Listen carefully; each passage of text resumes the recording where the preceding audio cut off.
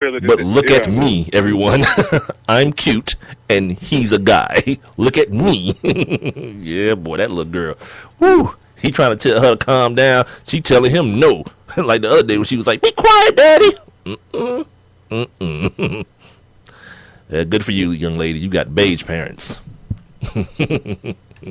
Yeah. Well, around here, what your mama did, Robert? She'd have reached up under that table and twisted that thigh, wouldn't she? pinched you. Got that hand up under there and pinched you kind of way. Why is Robbie just crying all of a sudden? No one knows what just happened. Right. It's like a stealth move that all black mamas know. You sitting dead off in church. My mama used to just appear out of nowhere. Boy, I could be in the toy section like at the like Ecker. Remember when Ecker had our drugstores had a little toy section with the little BS toys or whatnot. So I could be over there and she could hear me drop something and I'd be trying to put it back real quick before I know it. Boy, she done snuck up on me. I'm talking about that hit me like the skin right down my back, like between my shoulders and my side or whatnot, my rear. Oh my God, she used to. That was terrible. Rob's mom's a ninja, in more ways than one, obviously. Yeah, she is. Boy, she was sneaky, boy. Then she was left-handed too. Boy, awkward like James Harden. Yes, like when I started getting older, and she, it got to the point, and this is what this whole Adrian Peterson thing, I laughed at. But like when my mom, my mama would, when I got older, 13 and up, and she couldn't just whip me no more. Oh my God, cuz I could be standing right there in front of her and not even see it coming. Wow, this is left hook, open hand, open hand left, and I never saw it coming. It's like, boy, yeah, she's a ninja. Yeah, those are the days. Yeah, no more of that now. Yeah, you going down.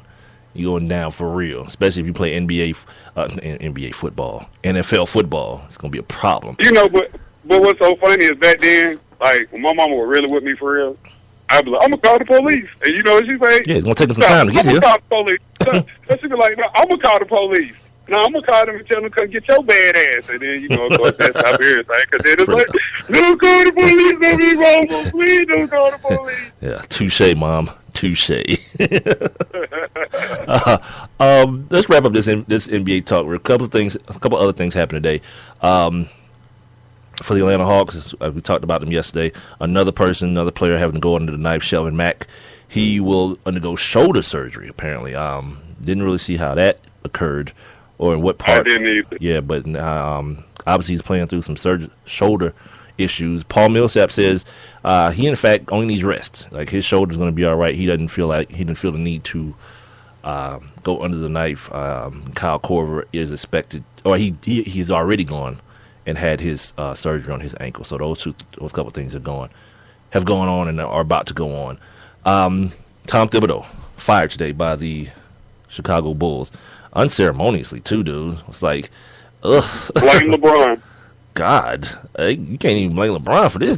These dudes are like, well, although he has control of his part of the organization, he didn't talk to us enough. That's what it sounds like to me. I'm like, oh, God, yeah, that's what we getting on.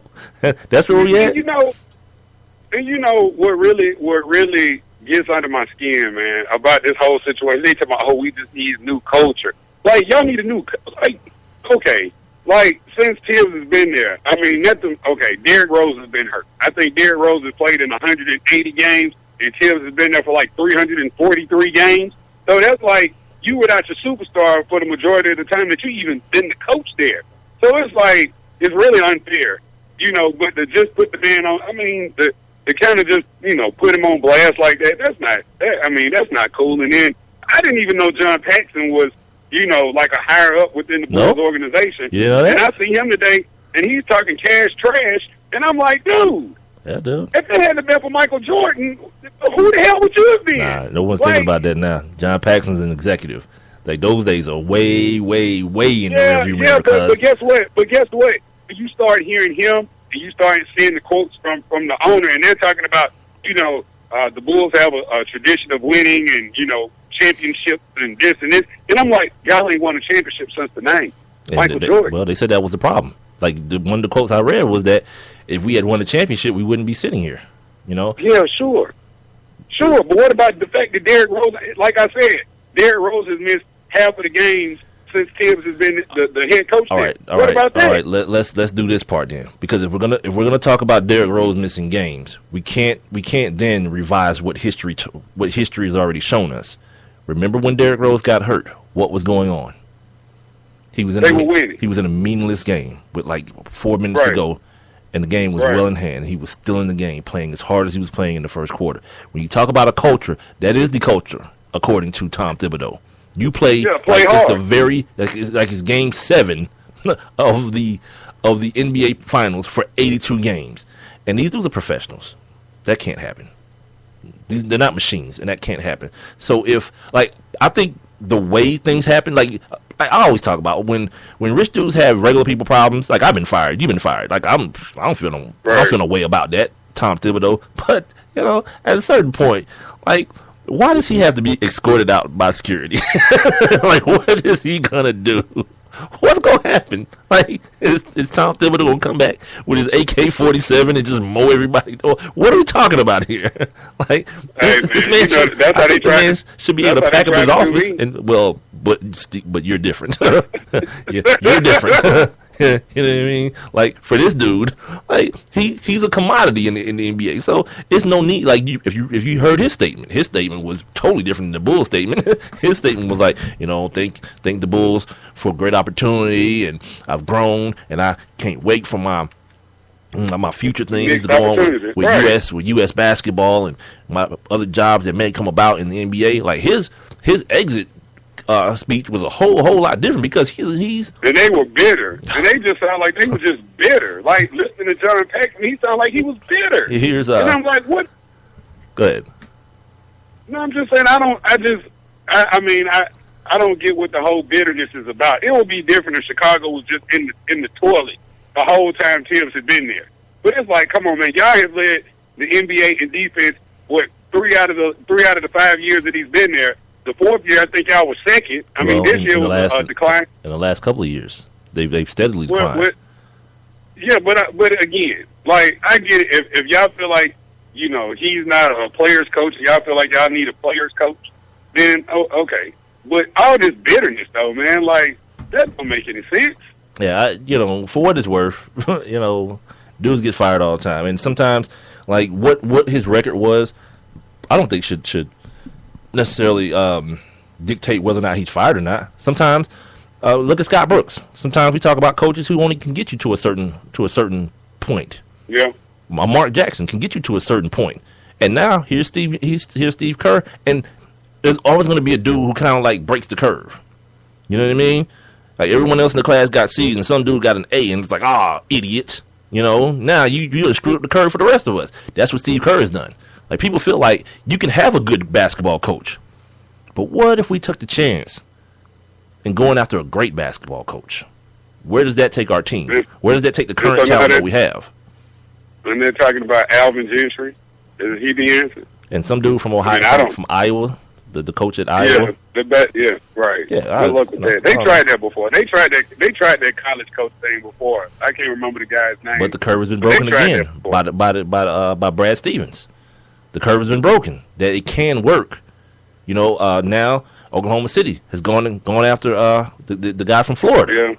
So Billy. These things have, what in sports, the term we so often use in sports, these ebbs and flows, and people are willing to do a lot of crazy things, what seems to be crazy to us as laymen, to get to that certain point, to that pinnacle. When Phil Jackson was hired by the Bulls, he wasn't Phil Jackson. You see what I'm saying? He became the Zen master and all these things as the coach of Michael Jordan and that Bulls team. But before then, it was like, wait, what? Y'all fired Doug Collins for what? Wait, for who? Yeah. And then a player's coach. A guy that came in from the CBA. Like in the Puerto Rico League or something, But it worked. So now we look back and history's kind of changed itself. Like, oh my God, Phil Jackson's the greatest coach ever. Well, he wasn't when he walked through the door. You know what I mean? He was like this hippie. But that's what I had tweeted earlier. That it seems like the Bulls are looking for the next Phil Jackson. Nah, I mean, I don't think that's the case, because and you said that to me before, and I remind you that Phil's the things that he had to embrace were different that's happening right now. He had a dude in Michael Jordan who he had to get to buy in and put his ego to the side. That's not existent with this team, with this Bulls team. Not on the outside. These dudes play for each other. Like, Michael Jordan pretty much hated the dudes he played with. You know what I mean? Like, none of you dudes are better, as good as me, and I can't stand that fact. Like, why aren't you dudes better? What's wrong with y'all? Why aren't you better? He couldn't understand. And Phil was like, my man, you got to calm down. You know, take some of this peyote, do what we do with it. Bring it down a couple notches, and understand. Right, and understand. You know, we can get this done. Yeah, let's smoke a little bit of this, Mike. You just got to understand that B.J. Armstrong ain't going to be as good as you. You know what I mean? Right, Bill Wennington can't do what you do. That dude, Bill Cartwright, has always been 90 years old. Always. Yeah, Bill can't. You know, Bill played with me, Mike. Right. He's like basketball Morgan Freeman. That's who Bill Cartwright is. He never ages. You know what's so funny about that? After they got rid of Cartwright, they went and got Robert Parrish. Yeah, sweet. This is unbelievable. They went and got the Chief. Yeah. You know he was on their peyote. Yeah, run that. He got busted with that weed. Yeah. Well, that was lightweight for the time he played in because it was all about the cocaine. So yeah, weed, right. Don't worry about that. It's only weed. Before we get out of here for this hour, I'm gonna go ahead and read you guys the release from the Bulls, the Bulls press release as written by, I guess, Jerry Reinsdorf.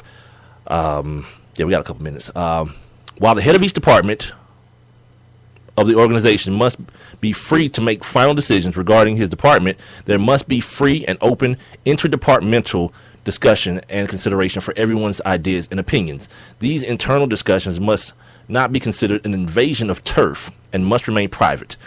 Teams that consistently perform at the highest levels are able to come together and be unified across the organization's staff, players, coaches, management, and ownership.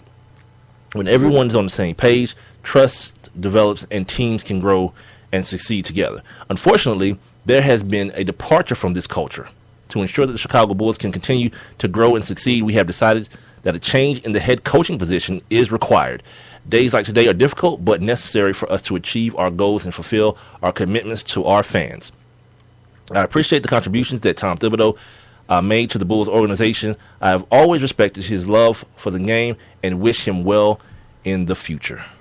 Ain't that the line? You know what that sounds like? That sounds like a template from the same press release when they fired Phil Jackson, or when Phil left and Mike left and everything. That sounds like the same. That sounds like a template. Well, this one seems like it fits. Like there's no one. Like I don't know what your feelings are, because you seem like you're pretty emotionally attached to this thing. But like even like if you ask Tom Thibodeau, he's a standoffish dude. You know what I mean? He's a very high strung, tightly wound guy. You know what I mean? So all the stuff about him not being open to other people's ideas, that seems like, I don't know the dude, but it seems like it fits his personality. Like, this is the way I do it. And I forget who it was. Michael, go ahead. If you bring him in as your head coach, he's the head coach. Yeah, but you can't be the general. You can't be John Paxson and be like, hey man, well, I think this will work better. But that's not what they're saying. That's not what they're saying. They're saying just, at the end of the day, like, yeah, he's the final call, but to kind of just dismiss anything I say to you as get off my turf, I can see where that rubs people the wrong way, especially when we're supposed to be on a team. I heard Michael Wilbon say this earlier today on PTI, and I thought it was very profound. He's like, as a coach, as someone being in here for 5 years as a head coach, your job is to get the players better and be better players year in and year out. Why didn't the same thing apply to you? Like, why do you feel like being the same dude as you were 5 years walking through the door is okay for you to be today? And I was like, you know what? Yeah, that makes sense to me. Well, because it's something that I always say. Either grow or die. Feel me? Things that don't grow, die. Yeah. And if I just don't know. I think all these coaches, they all have their own personalities, their own philosophies. That's what makes them either successful or unsuccessful. And, and I get it. Sometimes, you got to understand your personnel and kind of, tone it down a little bit, or maybe not, have, be so set on this schedule, because that's the one thing I hear about Tibbs is that, he has this set schedule and he expects everybody to start right on time, so I can get it from that perspective, but I don't think you just, you hire a man for a reason. So And you fire him for a reason. that's well, yeah.